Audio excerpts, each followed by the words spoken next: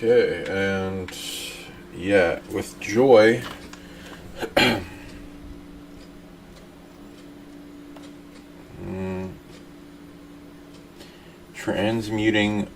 learning how to transmute multiple types of emotions into joy is a good thing to work on.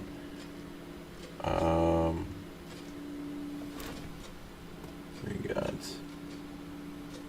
The feeling of blah, boredom, shame, unworthiness, jealousy, unsupported, taken for granted, rejection, low self-esteem, forlorn are like some of the ones as an example. You can take like those energies plus love plus emotional power and turn it into joy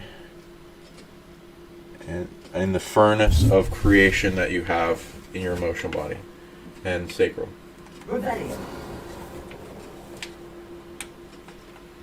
And like creating enjoyment out of everything is like setting up it as a generator off of every type of energy current. It's a good thing to do.